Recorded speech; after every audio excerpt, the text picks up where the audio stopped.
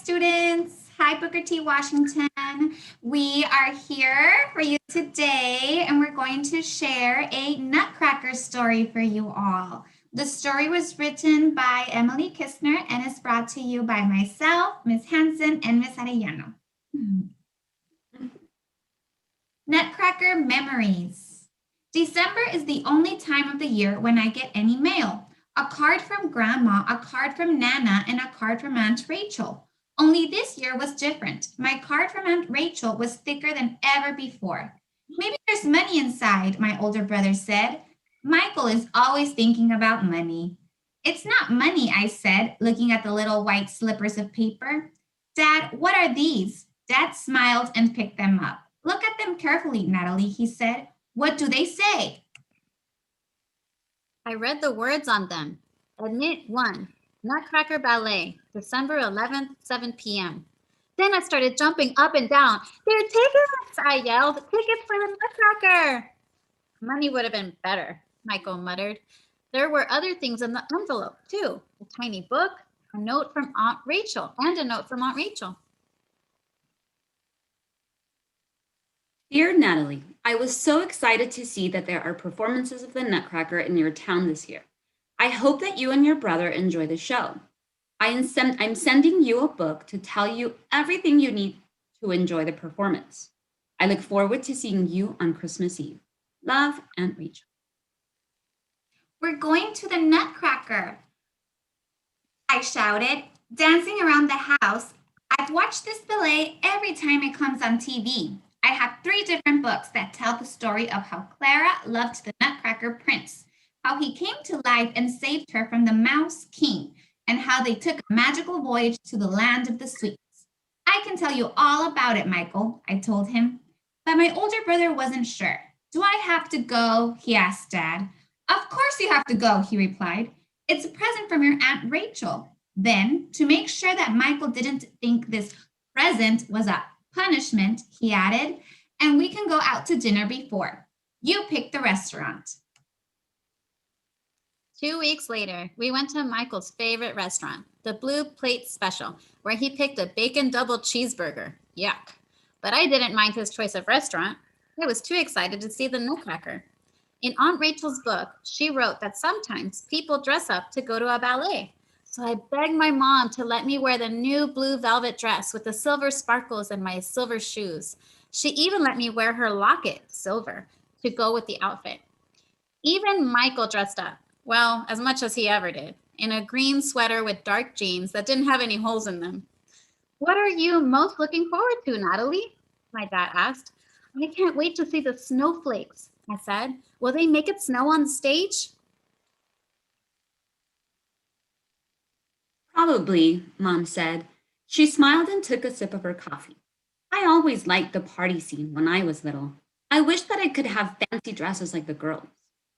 Michael, are you looking forward to the battle scene? Michael put down his double chocolate milkshake. There's a battle scene? He asked, looking interested. I thought it was all just dancing. I pulled out Aunt Rachel's book. I'd read it so much I knew it by heart. Look, I told him, the Nutcracker Prince has to fight the Mouse King. Cool, said Michael. That part might not be so boring. No part is boring, my dad said. Even if you're not interested in pretty dresses or costumes. He grinned at my mom, who grinned back. When we finally arrived at the theater, Dad handed our tickets to the man standing by the entrance. Then we went in to find our seats. This is an old theater, Mom said. Natalie, do you notice the marble floor and the fancy chandeliers? And refreshments, said Michael. Dad, can I have $1? Even though we just had dinner, Michael and Dad went over to the refreshment table. Mom and I walked to another table where they were selling all kinds of Nutcracker stuff, ornaments, books, and even t-shirts. There was one thing at the table that caught my eye. It cost $20, just about all of the money that I had saved for Christmas. But I really, really wanted to buy it. The lights dimmed. What does that mean? I asked my mom, worried that the power would go out.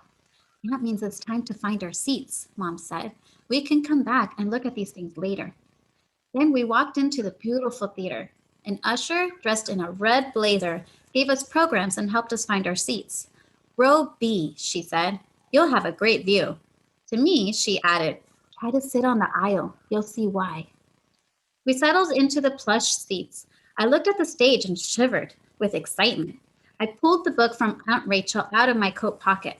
I already had it memorized, but I looked over the pages one more time. Before I knew it, the familiar sound of the overture started. This is the special piece of music they play at the beginning, I whispered to my mom.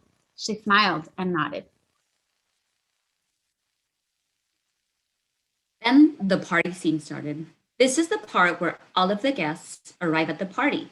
That's Clara, I whispered to my mom. See, she's wearing pink, and her bow is bigger than all of the other girls' bows, just like Aunt Rachel said it would be.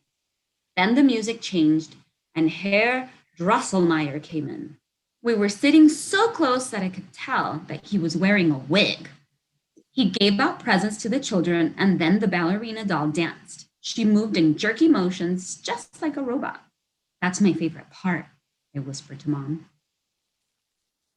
But then I had lots more favorite parts. The part where Clara danced with the Nutcracker, when the Christmas tree grew. Not the battle scene, because that was Michael's favorite part. The waltz of the snowflakes, when the dancers whirled around in glittering dresses until they looked like a living blizzard on the stage. In Act 2, I loved even more. The Chinese dance, the silly ginger children, and the Sugar Plum's fairy enchanted dance. The entire show was over much too quickly. Before I knew it, the whole audience was clapping and clapping, giving applause to all of the dancers in the finale. When the lights came back up, I didn't want to leave. Is it over? Can we get more refreshments? Asked Michael. Dad rolled his eyes. It's a little late for refreshments, he said. Let's just go to the lobby and look at what they have for sale. At the table with all of the souvenirs, I saw it again. The thing that I wanted to buy. But $20 was an awful lot to spend. Mom, can I use my $20? I asked. She looked surprised. I was thinking you might want to buy one of the ornaments. They're $3, she said. What on earth do you want $20 for? That's for you to do your Christmas shopping with. I whispered in her ear. Oh, honey, she said, and then she smiled. Let's buy it together, she said. I'll pay 10 and you pay 10. No, Michael said, coming to stand next to us. I want to pay for part of it too. Can it be from both of us? I looked at my brother in surprise. Then I smiled and I nodded. What a great present this would be. For the next week, I listened to the Nutcracker every night as I went to bed. I counted down the days until Aunt Rachel was coming to see us. And I wrapped the flat little present that Michael and I had bought at the theater. I couldn't wait for her to open it. Then Aunt Rachel was at our house. I had to wait until she had come in and brought in her bag and put her coat away. Then, once she was sitting on the sofa, I whispered to Michael and brought out the present. We want you to open this now, I told her.